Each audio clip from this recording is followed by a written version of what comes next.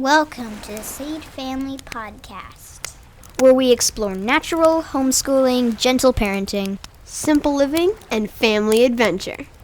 I'm Rachel Rainbolt, the Sage Parenting Coach, coming to you from the Pacific Northwest, where I live wild and free in connection with my 3 wildlings and the Papa Bear in our fixer-upper on the beach. This is episode 36, and today I'm here with Brandon and Jen Pearce talking about Worldschooling. Brandon and Jennifer Pearce are the founders of the Family Adventure Summit and co-founders of the At Home in the World retreats. They have been traveling long-term with their 3 daughters, ages 16, 14, and 8, for the past 10 years, living in and or visiting 45-plus countries. So join us around the campfire and let's get living the family life of our dreams.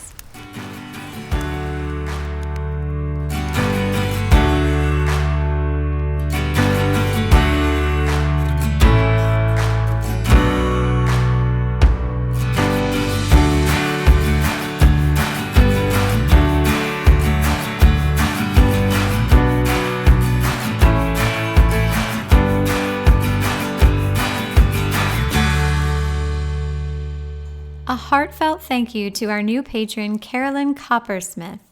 Carolyn and all the rest of you who choose to support the show through Patreon are casting a vote for who you want to be and what kind of world you want to live in. Truly. You could drop that $5 on crap at Target, or you could connect with this community and help make this show happen. I am so grateful for each and every one of you who make that choice. You can also support the show for free by leaving a review in iTunes, which helps other parents out there find the show. Sarah Brighton6 writes, "This podcast has been the background music to my life that keeps me questioning everything while also inspiring a deep love for life in me that I never knew I had. It fulfills my soul's need to answer the big questions in life while fulfilling my intellectual need to understand the whys and hows. My partner will listen to an episode on the way home from work, and we get to have long conversations about it when he gets home. I recommend this podcast to anyone who wants to be a kinder parent and person, and to anyone who wants to live an intentional life on all fronts." Thank you, Rachel. Thank you, Sarah. And on that note, I'm excited to announce a giveaway. You can, 1, subscribe to the show via email. You just go to sageparenting.com and opt in right there on the homepage, which will also get you the free 12 secrets to keep calm, cool, and connected. It's like you're already winning something good. 2, leave an iTunes review. 3, share the show on Instagram.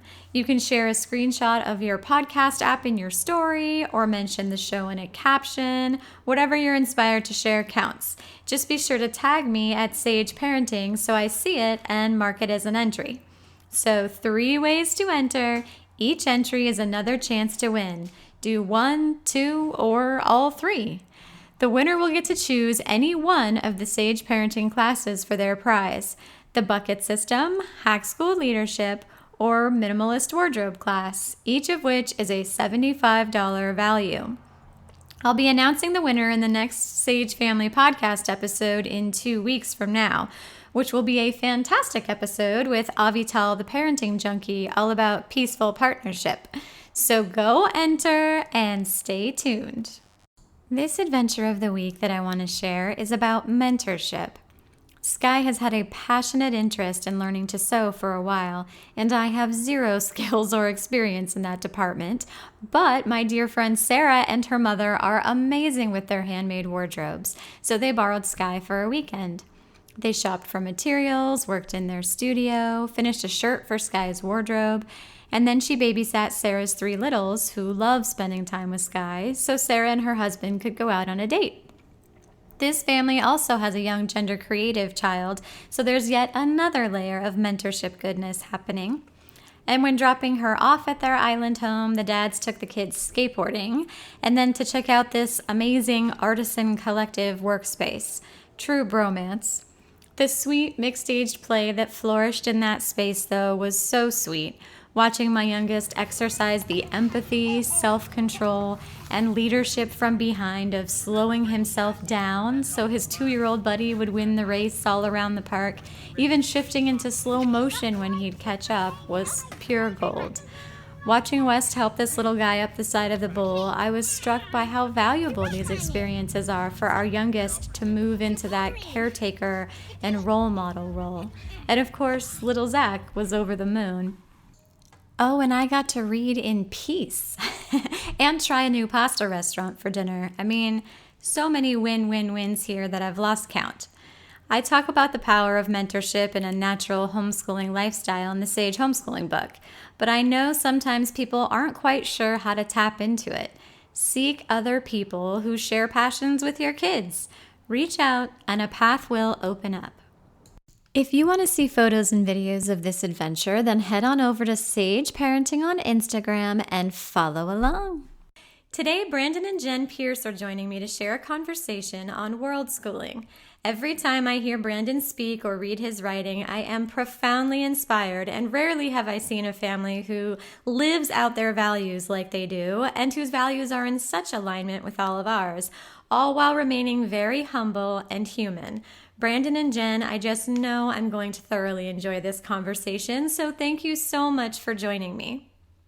Thank you so much for having us here, Rachel. Really appreciate it. Yeah, thank you. Well, why don't you guys tell us a little bit about you and your family? Sure. Well, we have 3 daughters. They are currently almost 16, 14, and 8. And wow, what else do you want to know about us? There's a lot we could say, but I know. You guys have such a colorful story. I love it. Well, why don't we start with like the origin? Can you walk us through your journey from traditional American household to world traveling family? What were some of the catalysts for your big leap off the mainstream path? yeah, so Mostly excitement. yeah, it was mostly excitement.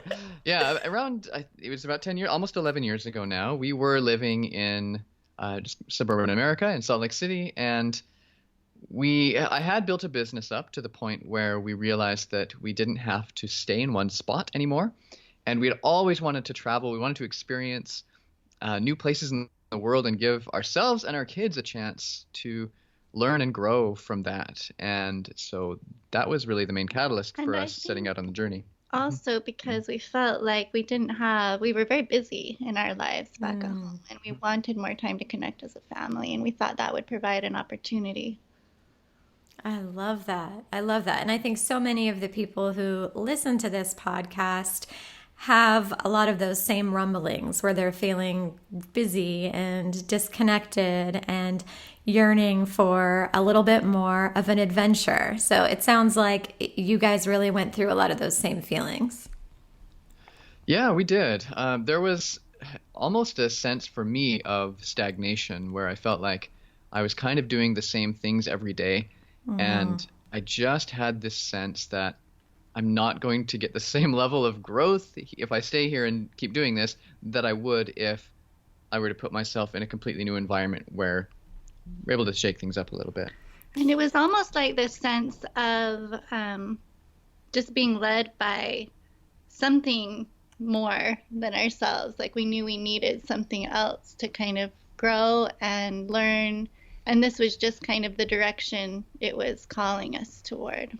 I love this perspective you're bringing because so often, especially in conversations around homeschooling, the focus is really exclusively on the kids. And I feel like this is one of my battle cries that I'm repeating over and over again, that in a family integrated life, the parents have just as much of a place at the table, so to speak, in terms of personal growth and learning.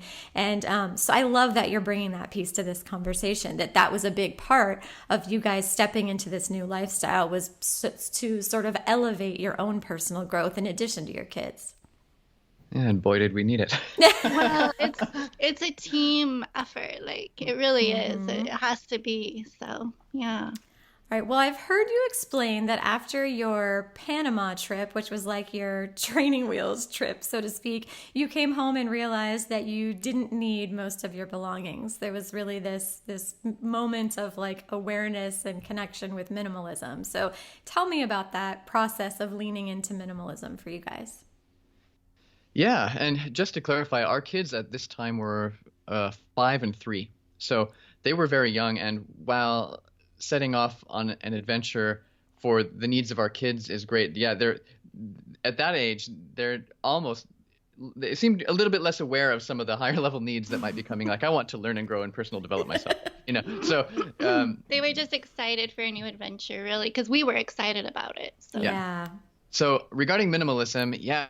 So we had, like many American families, just collected a lot of stuff, whether it was from gifts that we received at birthdays or furniture or old things that we had in boxes downstairs that we never looked at.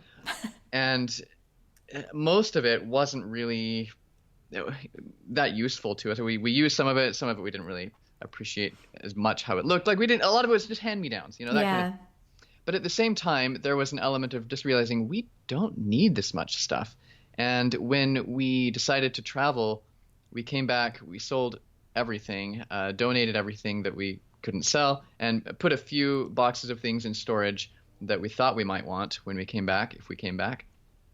And man, the feeling of just letting go of all of this stuff was so liberating. It's like I didn't realize how much effort and energy goes into purchasing, owning, maintaining, and disposing of material property. Yes. It's a lot of energy.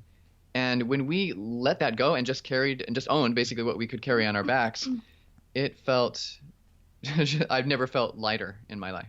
And it frees up a lot of emotional and mental space and lets other things come in that haven't really been able to, not physical things, but just more emotional and mental space, really, for you to have more clarity about what's actually happening in your life, what you appreciate, what you want to release, what you want to embrace. Oh, absolutely. When we had a somewhat similar experience in that we relocated from San Diego up to the Pacific Northwest.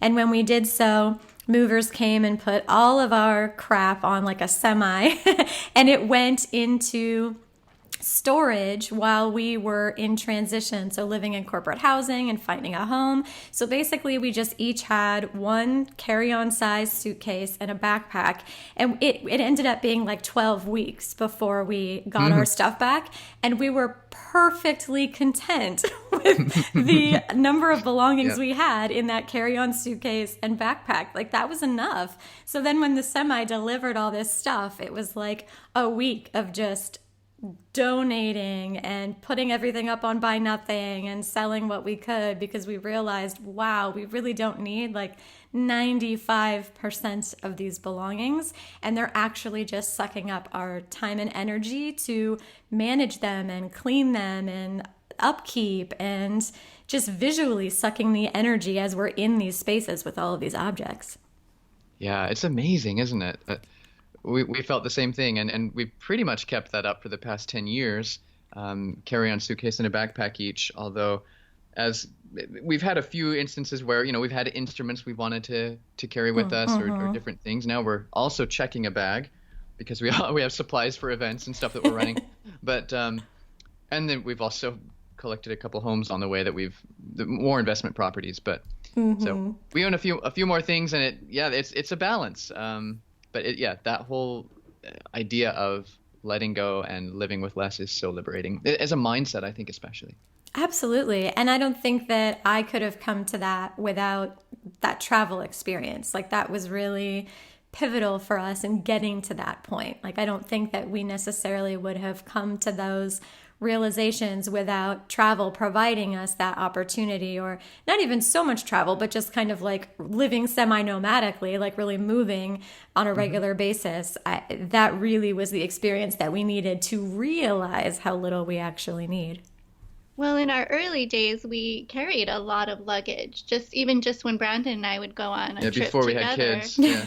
And then when you're trying to carry that up the subway stairs in Japan, because there are no elevators, you realize you don't really need it that much, Yes. It's not that worth it to you. And yeah. Yes, I totally agree. Okay. Every new place we go also offers the opportunity to pare down. So if we're moving houses every month or 3 months or whatever, typically within that time period, we will have collected something, whether it's a new piece of clothing or something, and it just gives us an opportunity to go through all our stuff again. What that we have do we really still value and use regularly and want to keep? Yeah, so it's like the relocation is the invitation to get really intentional with what you have acquired and what you're ready to let go of and what's serving you well.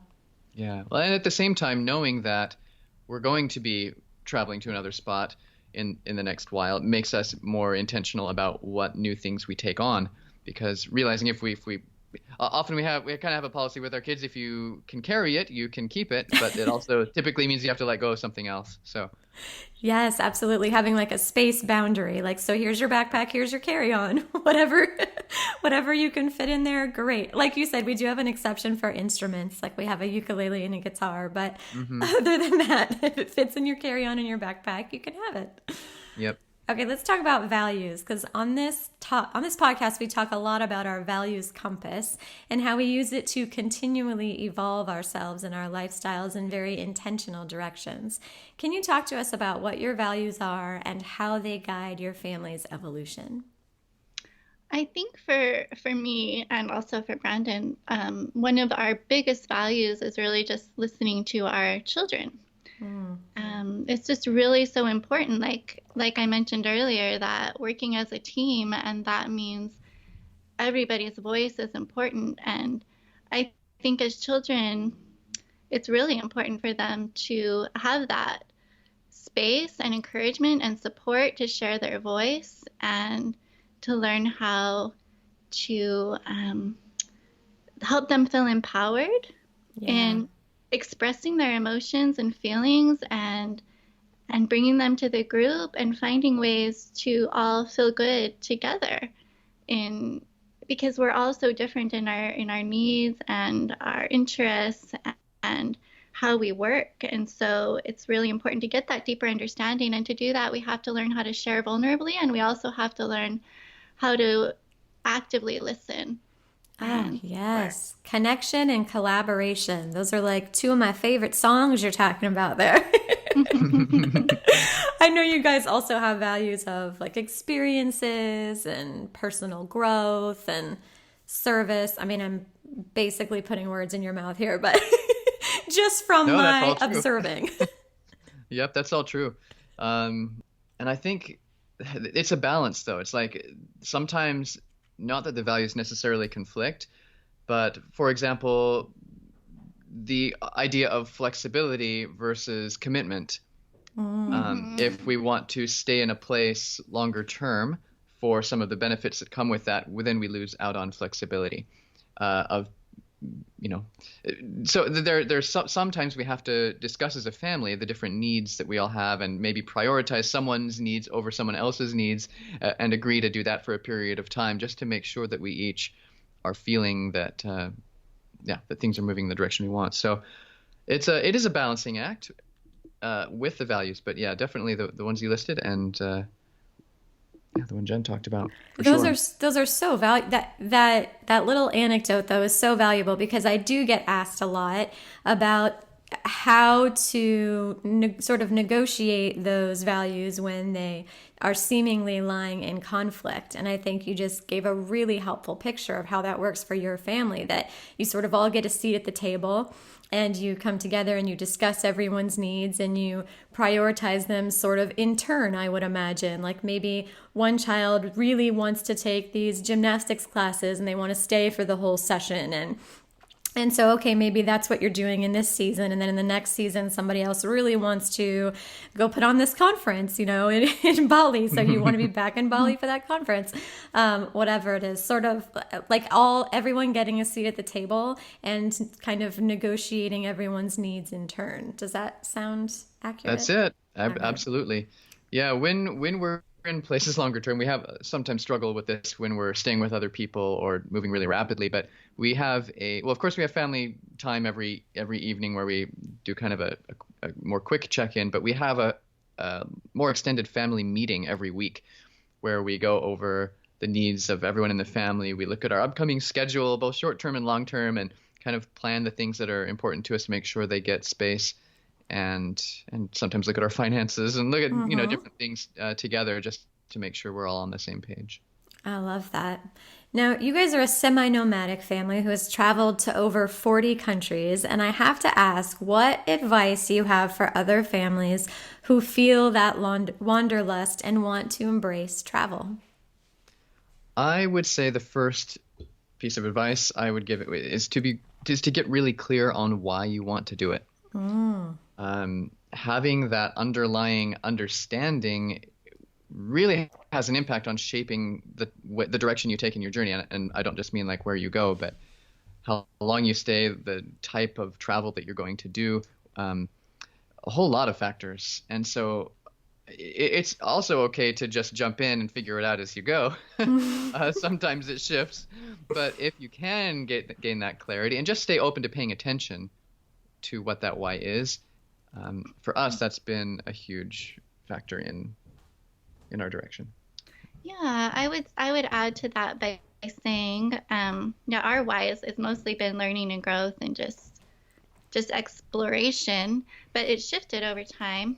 And what we've also noticed that's been super helpful for us is not to go too fast and to really allow ourselves enough time for integration of our experiences and reevaluation, and to see, what do we want to get out of this? What are we getting out of this? How could we get more out of this as we go along? And because things do change, and we don't want to just be traveling for traveling's sake, because it becomes a habit and we don't know how to, get ourselves unstuck, right? And so, it's really great for us to really be focused and intentional about how it's going and what we actually want and how to get more of that. Oh, that's brilliant.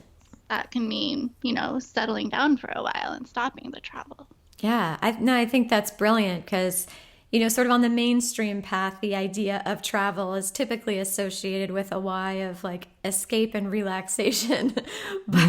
but for most of us who try to travel more seriously, it's we're not trying to escape like our regular life. Like, we really want to integrate this into our ongoing lifestyle. And so our why is going to be different than that default one that most people associate with travel. So whether it's like cultural exposure or, like you said, personal growth, new experiences, we're all about experiential learning. Really, you're so right that getting clear on that why is going to help you even just to make the really small decisions, like what your lodging is going to be, how many activities you're going to do in a day, what type of activities you're going to choose, where you're going to allocate your funds for different aspects of the travel. Really, your why can help to guide all of those decisions that people often get stuck in. Absolutely. And, there have been times when we've taken short trips for relaxation and escaping, and that's been rejuvenating in ways as well. But I think it's, in a way, each time we go somewhere new, it's kind of, we get to, again, reevaluate, why are we going here? And what is it that we want to get out of here? And sometimes we don't really know. The answers become more clear when we're there, because each place kind of teaches you something new about yourself, right? Because it's different. It's like every person you interact with brings out different aspects of yourself, and the same can be with different cultures that you put yourself in. They bring out different parts of yourself and help you learn things. And so, sometimes you don't know all the answers until you go. You're just called, or you feel called to go to a certain place, and then you find out what you can learn from it once you arrive. Yeah, that's so profound. I never even really thought about it like that, but that's so true. I imagine there are some places you go feeling called to a certain area, and then you realize once you get there, based on the people in the community, that you really are driven to participate in some sort of service in that area, or you're really driven to like dive deep into the history of a region, or I imagine that you really get inspired in certain directions once you're actually like, on the ground living in that area. Absolutely. And sometimes the people we meet really shape a lot of that as well. And Yeah. new ideas that come in and like, oh, I didn't even realize that was an option until now. Stuff like that. I love it.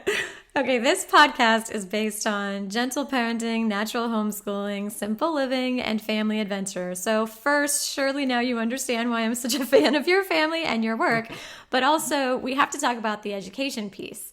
Natural homeschooling to me means self-directed education that is experience-rich and incorporates mentorship. And I know your family embraces a similar approach, and the world travel component adds a whole extra layer of richness. So can you talk to us about your approach to education and how your children learn? Yeah, absolutely. This is the way you describe that really does match well our educational philosophy. Um, our kids have been, I guess, yeah, brought up in many countries around the world, but in some ways, I mean, that has, of course, influenced the things that they're interested in. It's influenced um, a lot of the ways that they go about learning, but in general, we just encourage them and leave space for them to explore their own interests naturally. So it's been interesting to see how this has evolved over the years. Back when they were very young, it it it was a lot different. There were times when we weren't really sure. They weren't really sure exactly what they wanted to do. But now as our kids have gotten older, our oldest is 16, and she's become quite clear. She's gone through a series of explorations. I'll just share with you a few of her interests and passions and things and how that's unfolded, just to give you an example. So I think she was around 11 or 12, she became really interested in singing and songwriting. She wrote this song and she shared it with us, and it was amazing. And she realized she wanted to learn about this more. So she found a singing and songwriting teacher who is a professional singer-songwriter in Los Angeles, and she began doing weekly lessons with her over Skype, and just really developed an amazing skill in this, and was able to put up some songs on iTunes and Spotify and such. And then she kind of, as time went on and she learned about storytelling through that process and other things, she became more interested in animation and art. And she'd always loved art, but she realized she wanted to do more with that. And so she decided to stop her music lessons so that she could focus on this more intensely. And she did that for a number of years, and she's still doing it. She put out a number of short films. And now she took that into kind of a video editing and film production side, and she now has her own video editing business with a number of happy repeat clients.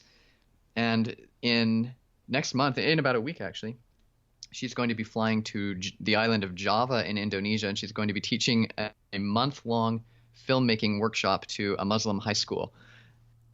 They've invited her to come in and teach this whole month-long program. That's amazing. Yeah, so just these cool opportunities that have presented themselves. Because actually, the reason that came about is when we were in Bali, she has so many passions and interests, but in our travels, she just has been really touched and disturbed actually, by the amount of pollution that she's seen in a lot of places and the ways that the earth hasn't been treated well.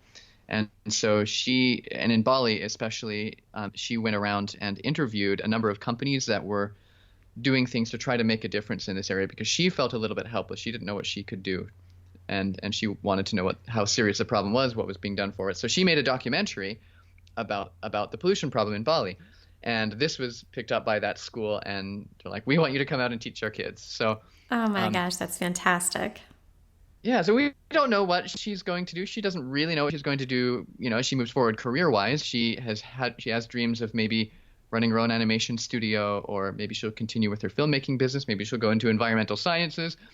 But the thing that's wonderful in all of this to me is her love of learning has been kept alive due to the space and the support we've given her to pursue her passions, and the mentorship that she's received, and knowing that she has options. She knows how to learn. And confidence has been growing and growing. So it's just exciting to see things like that unfold.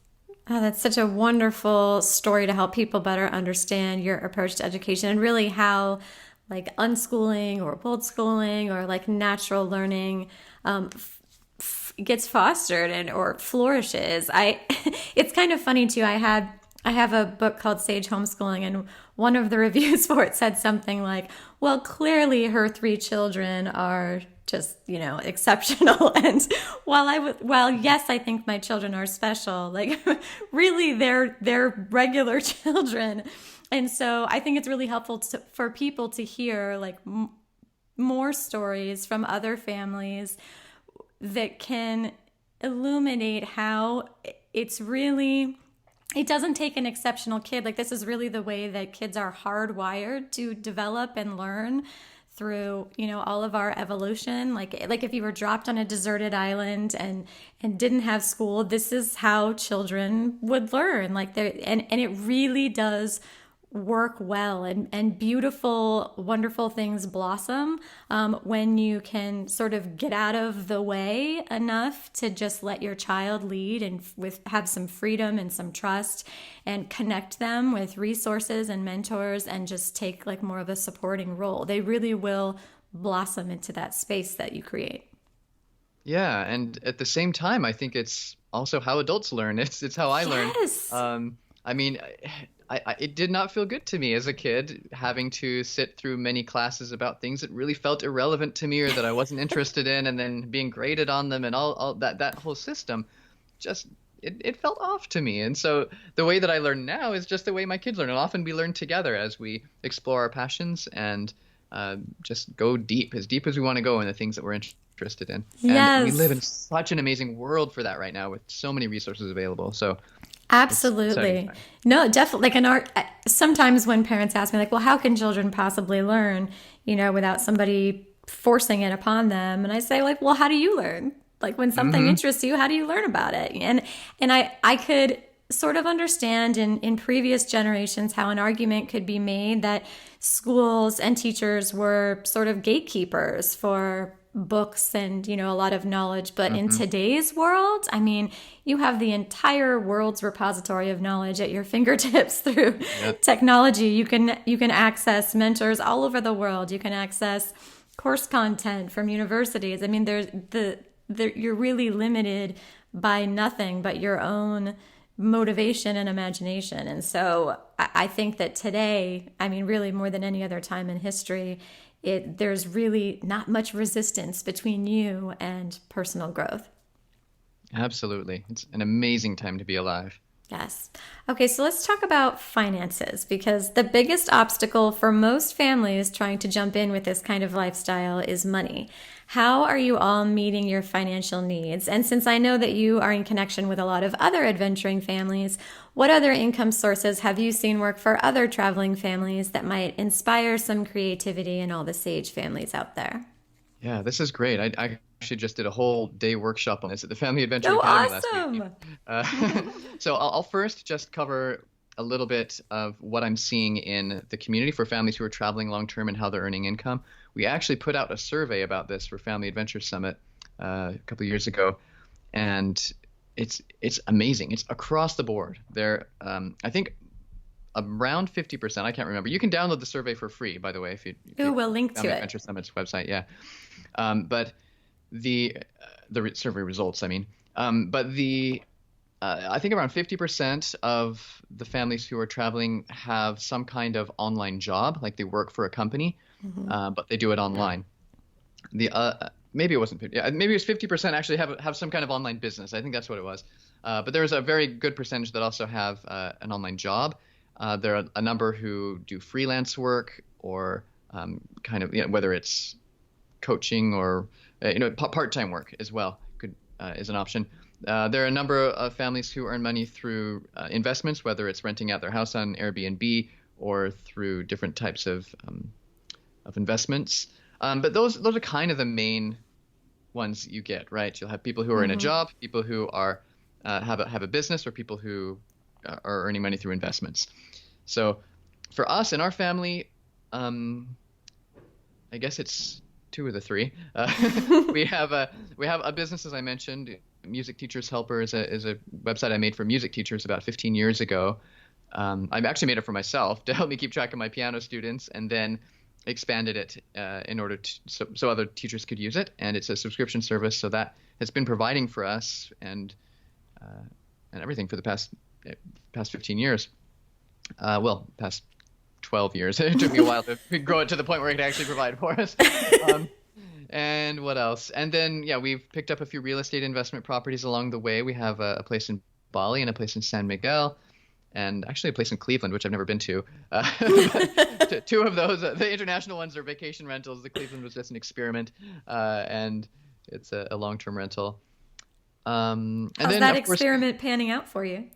It's doing okay. I mean, it's not. I bought the house for $50,000. Oh my It gosh. was really run down, and I put another $20,000 into fixing it up, and it's renting for like $1,000 a month. So it's making a couple hundred a month on average as cash flow. So it's okay. Okay. Yeah, it probably would have been better places for the money, but I wanted to dip my toes into that type of investing. So it was personal growth. I mean, that's what it was. Yeah. In fact, I kind of like it when my investments are. If it's too easy, it's just not fun anymore. and you don't learn as much from it. That's right. I mean, that's why we started the events too. It's like, wow, we've never run an event before. What would that be like? Let's try it. And so we threw ourselves into it. We haven't really made any money with it, but it's been fun to do, and it's brought community together, and it's been great. So, oh, that's awesome. I actually just recommended a client friend of mine check out your Family Adventure Summit, and she just signed up, so she's going to be joining you. Yeah, they signed up. Yeah. We're so Yeah, I saw excited, that, and yeah. they said from Rachel, so we're like, oh. Good. Yeah, I was telling her I'm putting it out there, putting it in my intentions and my planning to try and make it out to one of your Family Adventure Summits because they look so fun. they're a blast. Yeah, we really enjoy doing them. I think, and one of the things that I read too from someone who was talking about attending it, and I totally don't remember who it was that it was helpful in this financial piece because you're getting connected with a community of people who are living this lifestyle and living with shared values and you can kind of better understand the nuts and bolts of how people make it work. Yeah, and that's one of the things I love about it is there's so much diversity with how people travel, how people earn income, how people educate their kids. The values are shared, but the methods are diverse. And so there's so much opportunity to learn different ways to do things and to get inspired. And we awesome. were really surprised at how little it does cost in some of these places that we've traveled to in the world, to live. You can just have a lot nicer lifestyle in a lot of places than you can where we came from. Yeah, we know families who are traveling on, well, it depends on the size of the family. In our survey, we asked, I think the lowest was under $1,000 a month they're traveling for, but I'm sure that was just like a single parent or something. But it doesn't cost a lot to live in a lot of places. You can find wonderful 3-bedroom homes for, $400 a month or something like that in certain parts of the world with beautiful views and everything.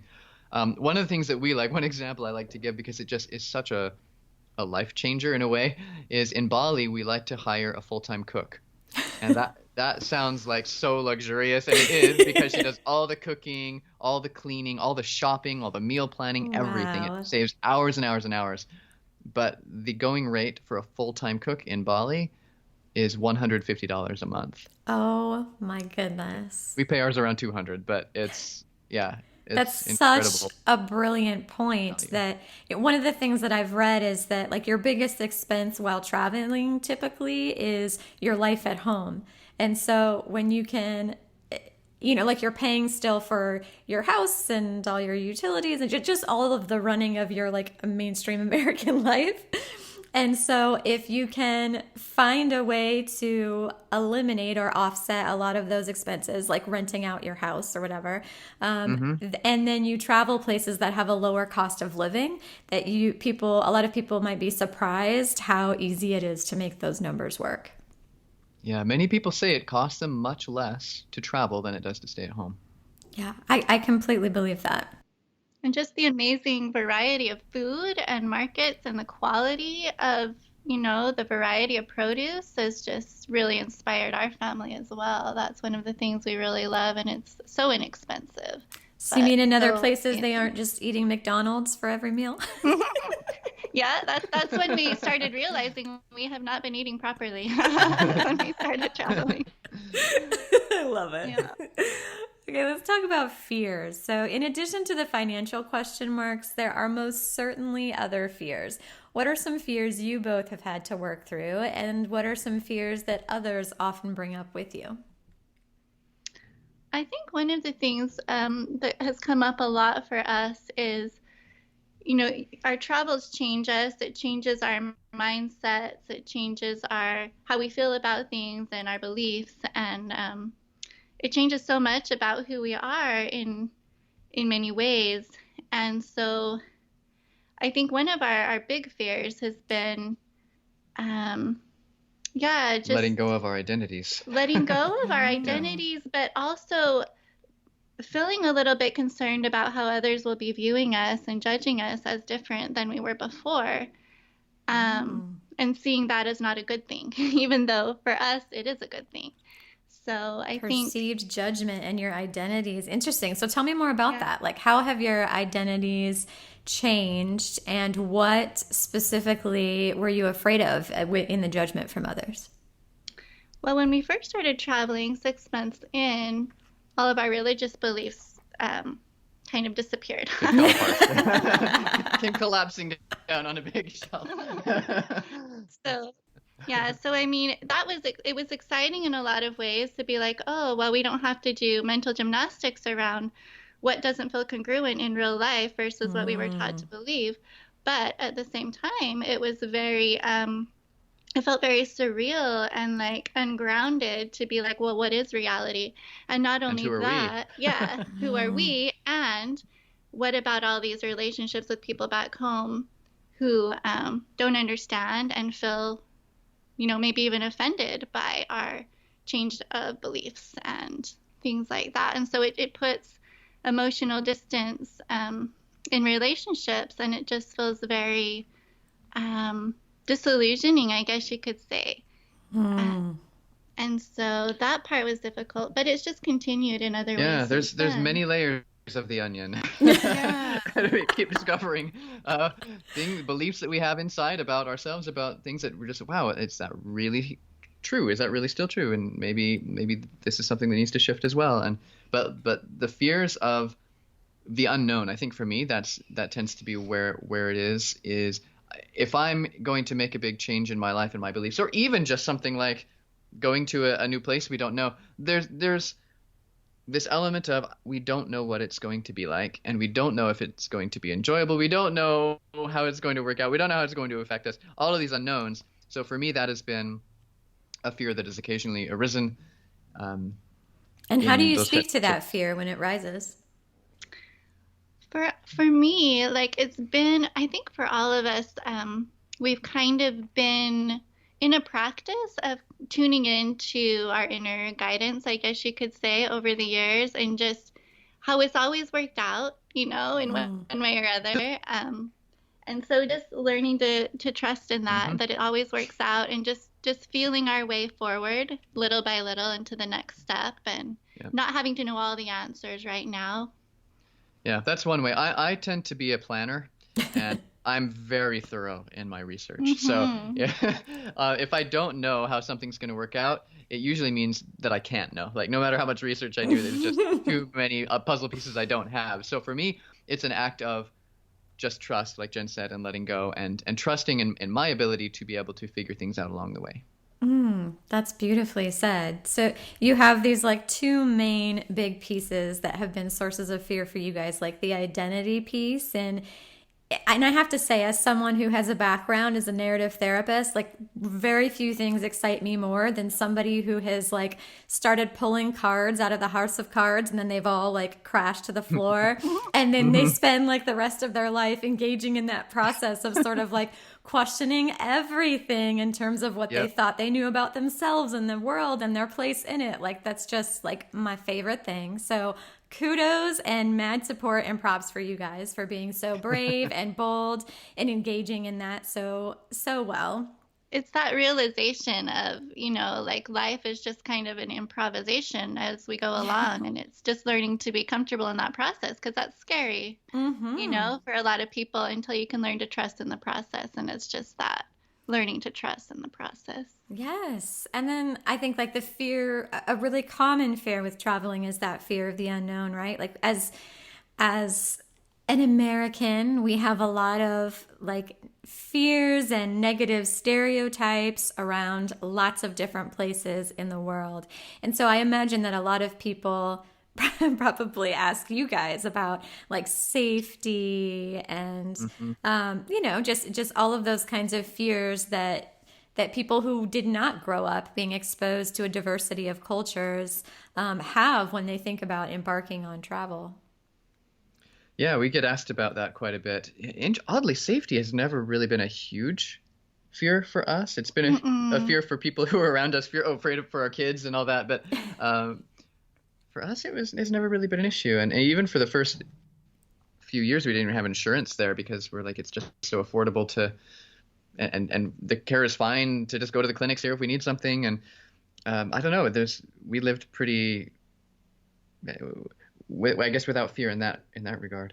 We did. I guess some fears came up later in hindsight, like emotional safety of our girls. They kind of stuck out Right. because they were blonde haired and they looked kind of like really close in age. So people thought they could be twins, and they got a lot of attention. And our oldest daughter really, it kind of felt like too much to her. And over the years, that has been a bit of a problem for her. It's created some difficulties emotionally. And at the time, we didn't realize how much we needed to protect our kids from other people and their attention. And so, well, sometimes it even got, I mean, a lot of times it was just, oh, how cute, can we take your picture? And then after like 7 people on the same 10-minute walk want to take your picture, that becomes a bit much. And your child's in tears. Yeah. Because, But in some places it was much more physical. Like in Vietnam, they were reaching out and grabbing the kids, touching their heads and stuff like that. So with our middle daughter, it was no problem. But for our oldest, she's very sensitive, and that affected her. So being treated like an object, I guess. Yeah. Instead of a human So in being. hindsight, what would you have done differently to better support her? We through would have that? set better boundaries around that as parents. We would have, we would have said no. You know, if you don't want to get your picture taken with this weird man, you don't have to do that. And we'd also have conversations beforehand about, what they might be able to expect, and knowing that, they can hang on to us, we can go home anytime, just giving them a little bit more autonomy. I think that's helpful. Very early on in our journey when we were still learning how to parent. Yeah. Yes. Yeah. I mean, it's all a learning journey. Like, you're not getting any judgment from me or from my listeners, I promise. And so it sounds like the medical stuff really, which I've heard from people as a fear, has worked out well for you guys. I mean, in many parts of the world, they have that evil socialized medicine where they really take care of the people in their country, and so you guys have experienced like receiving the medical care that you needed, and it's been good. Is that accurate? Absolutely. We had our third daughter in Costa Rica at home. We've been to clinics around the world. We've had doctors do house calls. We've had braces done, and I mean, without insurance, the cost of these things is incredible. Like $60 for a doctor to come do a house call. Oh my gosh. Including the medicine. We got braces for Marie in Mexico, which, I mean, in the States, it's, I don't know, $7,000-$10,000, whatever. Here, it was like $500, I think. Yeah. Wow. Plus $25 for each follow-up appointment, which was just a few. And she let us travel while we were doing it. So we've been very happy with the medical care outside of the United States. In fact, we're kind of scared to have to go to a doctor in the States because of how much it's going to cost if we have to do that. All of our fears are coming up now that we're, settling a little bit more back in the States. Yes, with the recent passing of my mother, my disillusionment and frustration with the medical system that we have here is at an all-time high. Was it you, Jen, whose mother passed away right before you guys launched out into your world travel, right? Yes, about 4 years before, which, that was actually also an instigator in many ways, I guess you could say, because life is short, and you really just want to take all your opportunities while you're alive, to explore and experience the amazingness that the world has to offer. And She was only 50 when she passed, and we're like, wow, I'm so sorry. if we could go at 50, we better get started. Yes. Yeah. Yes. I mean, it's true. So many people are kind of lulled into complacently with that, like someday I'll do that, and Yep. we're not guaranteed a someday. Right, right. Yeah. Okay, let's talk about that growth piece. Just talk to me about the personal growth journey that this life has been for you both. What have you learned? How have you grown? And what's next for you guys? So beyond the whole earth-shattering realizations of our religious shifts, that opened a whole lot of doors regarding What a deepen connection it's mostly been for me. yeah, I was But going to say more communication, not communication, but like I guess an understanding of my own sense of self, trust in my own boundaries, learning what that even meant. Um, Religion sometimes can serve, or often can serve as like a template. And so it's like when you're raised within a religion, you get this default template installed, and then if it serves you well throughout your lifetime, like wonderful. And if you come into those cognitive dissonances that make you question it, then you're in the position of building up all of those that like sort of internal structure, like a la carte, like on your own, Right, experience right. by experience and moment by moment. And it really is such a profound journey to walk that path, being the author of your own story.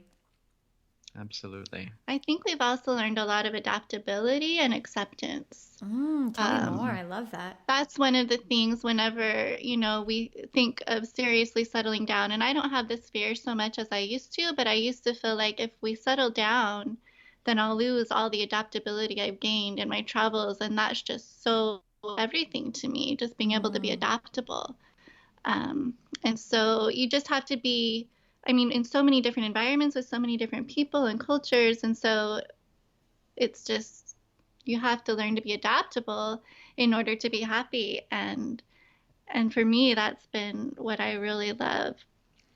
Yeah, I guess in the same vein, one thing that I've had to learn through this adventure is just an appreciation of being more present. I lived very much in my head, still do, but as I mentioned, I'm a planner, but just realizing that the joys that I can experience in life are very much tied to my emotions and my awareness of what I'm going through. And so putting myself in states more regularly where I can, practice just appreciating what's coming up. I even recently had another kind of recycled shift in this where it was a very small thing. Jen and I took a couples trip up to Whistler. We do that once a year. We go on a couples trip somewhere in the world, just the two of us.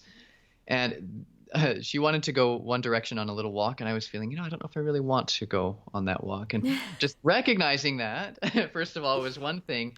And then the other was like, I realized I've lived so much of my life like feeling like I have to do the most valuable, most important work, most Efficiency. efficiency. Exactly. I want to be efficient.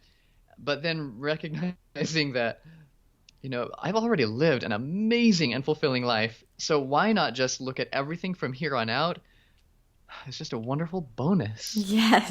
So then, hey, I can go on this walk, and even if it's not like the ultimate, use of my time or whatever from my perspective, it's something that I can enjoy and appreciate just for the fact that I'm alive and able to do it. And how wonderful is that? So little shifts like that just keep happening. Beautiful. And so what's next for you guys? Who knows? No, we have kind of we're going through another shift at the moment. Our kids have been expressing a stronger desire to stay in a place longer term where they can have English-speaking friends that they don't need to say goodbye to every few months, which pretty much means the United States for us right now, unless we want to get residency somewhere. And since they haven't had that experience, it's a new adventure. Yeah. They were 5 and 3 when we left. Our youngest has never lived here. So we thought, why not give them that experience? And we're going to see what that's like. So we're looking for, looking to potentially get a place, either rent or buy, we don't know. Somewhere we're going to check out Greenville, South Carolina. We've never been there, but we've heard good things in November. And then we've also been checking out up here in Seattle area where my mom lives. And so we don't know where we're going to end up, what we're going to do, but we are going to experiment with kind of a more, not going back to what we had before, but a new location in the United States and giving our kids some of the opportunities they want educationally as well with different classes and friend opportunities. So and I'm so interested to follow along with your journey and see how you are able to integrate all of the values and lessons that you've learned into a life back here in the States. We are too. It's a challenge for us. Like we said, it feels a little bit scary. I mean, I know a lot of people would be scared to do what we've done for the past 11 years, but we're more scared to come back into the systems and the mentality and kind of what feels like restricting to us here. Yeah. So that's kind of our brave journey at the moment. All right. Well, I posted in my Sage Parenting Facebook tribe and in the Sage Family Patreon community that we were going to chat about world schooling today and asked if anyone had any questions about it. And normally this is where I ask you guys one question, but today, because you guys are so awesome, I actually have 3. So first, Mandy wanted to know if you guys are subject to any legal homeschooling requirements. No. And if you're not living in the States, you will not be. Well, I guess I should qualify that. So first of all, in the U.S., each state has different requirements. We were in Utah when we started. We had to sign an affidavit that first year saying that we're homeschooling, and there are no reporting requirements in Utah. The next year, we were in Costa Rica. We contacted the school board, and we said, well, we're out of the country. What do we do now? Do you need us to sign another paper? They said, oh, you're out of the country? Forget it. You don't have to do anything. So that's how it works. Now, if we are in a certain country, there may be certain restrictions. For example, in Germany, homeschooling is illegal. So if you're going to be there long term, like get residency there and live there, then you'll need to deal with homeschool laws there. For us, when we were there this summer, we were on a tourist visa and we were just there for a month.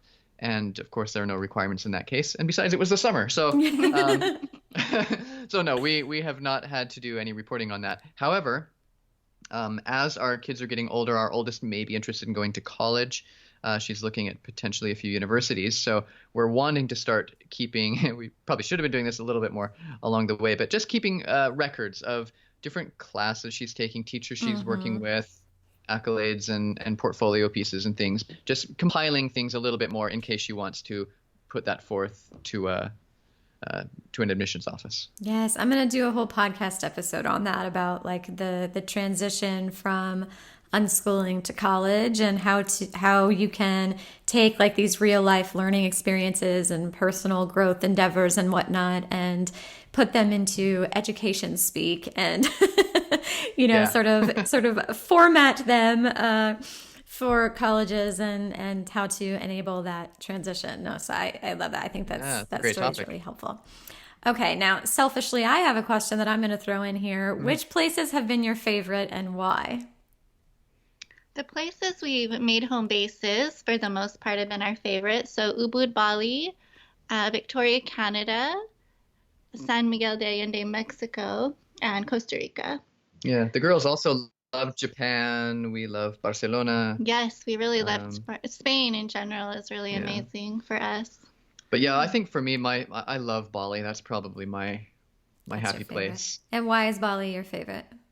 I love the weather. It's perfect for me there. You get to have a chef. And we get to have a chef. Absolutely. Like the household help is so affordable. So your lifestyle, quality of life just skyrockets. The food is amazing. There's so many healthy, organic, vegan, whatever restaurants you want from anywhere in the world, just international. And the community there is great and supportive and very open, entrepreneurial and very open. So very nurturing energy too. I mean, when we first arrived in Ubud, it felt really chaotic to us. We hadn't ever really been to Southeast Asia, but there's a whole other side of it that we learned about as we spent more time there. That's very nurturing and beautiful and healing. Actually, that's where we did a lot of our healing. Yeah. Excellent. And where in Costa Rica is your favorite place? That's a hard one. Yeah. Because everything is a bit scattered there. We stayed in Grecia for a year, which is about an hour west of San Jose, I think. And then we had our baby in Escazú, which is a suburb of San Jose. We've also been around the coast. For us personally, we're not really beach people. We're more jungly, mountainy people. But we enjoy visiting the beach every once in a while. Love views of the ocean. Yeah. So I don't know. Central Valley is probably, I would just say in general, that area is my favorite part of it. But I mean, as far as the beauty, like Monteverde, Cloud Forest is amazing. Yeah. La Fortuna, the whole area around that volcano, Arenal is amazing. Anyway, those are kind of the I places. think what draws us to a place is that we like is the connected community or the nature. It's if they have both, then wow, that's absolutely amazing. Oh, no, gosh, I love that. That's super helpful, too, to conceptualize it in that way. Okay, now, a lot of people want to know how you cultivate a feeling of community, belonging, and friendship living a semi-nomadic life. This was, in various iterations, the most common question that I got when I told people I was going to be talking to you all. We're pretty introverted, and we call ourselves traveling homebodies, actually, because that's really what we are. And so for us, it takes a lot of effort to get out and interact with people. We do actually love it on occasion, as long as we've had our own personal time to be by ourselves and just as a family as well. But when we've just gotten out there, it really doesn't take much. We just start talking to people, being friendly, asking questions, and sharing about ourselves, being curious about others, and that's really all we've had to do. Well, there's also the sense of, for example, in different places there will be classes that the kids go to that we found either on homeschooling groups, on Facebook, or in ancient times, Yahoo groups. Back in the olden days. Back in the olden days when we started out. Looking on meetup.com. Yeah, occasionally, things. or just looking at the bulletin boards in the supermarkets or whatever. So what's available. We've met friends through there as well. So that's been a connecting point. It's definitely the homeschooling community. Yeah. But man, I mean, we've met people in so many ways. Like our middle daughter is so sociable. Like we'd be at a restaurant and she would, while we're waiting for our food, she would just go make friends with everybody else sitting at the tables. And she's made us so many of our friends just because she is so sociable, you know? Absolutely. I so totally get that. Ways. And we'll also, when we find a family we connect with, we'll invite them over for dinner at the house, or we'll go out together. Sometimes we'll also, what we've really enjoyed doing is traveling together with another family. Like we'll say, let's meet up here and we'll go around this place for a few weeks together. And that has been a great way to travel because that we can have adult conversations with other adults. The kids have kids to play with, and it makes for a fun time. They enjoy the hikes instead of complain through them. And the car rides. Oh, I love it. Okay, let's move into our deep dive. So the show notes can be found at sageparenting.com/podcast36, where you can also subscribe and get future show notes sent right to your inbox. So what are your favorite resources for people to dive deeper into this topic?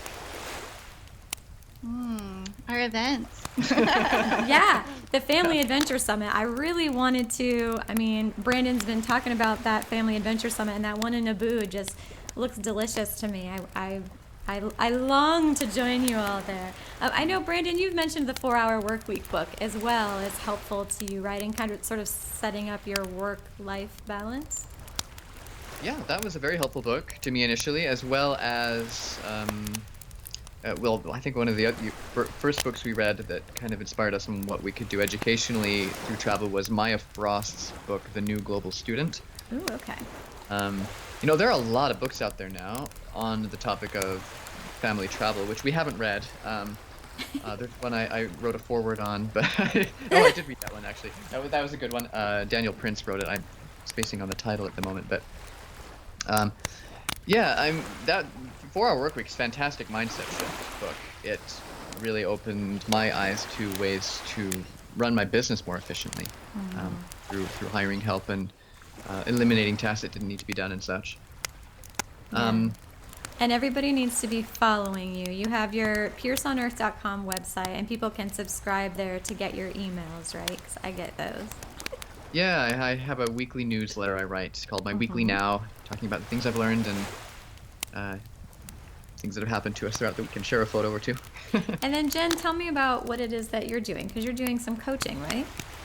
Yeah, I really love coaching. I've been doing that for a few years, and it's a great way, I think, to really go deeper, because it's just too much, going on in life sometimes to really pay attention to our own journey in a deep way. And coaching really helps me to facilitate doing that for others, but it also is a great way for me to learn and grow in similar ways. So I really love that process, and that's one of the ways I feel like has really helped me to connect deeper to what's going on around me and with others, and to help.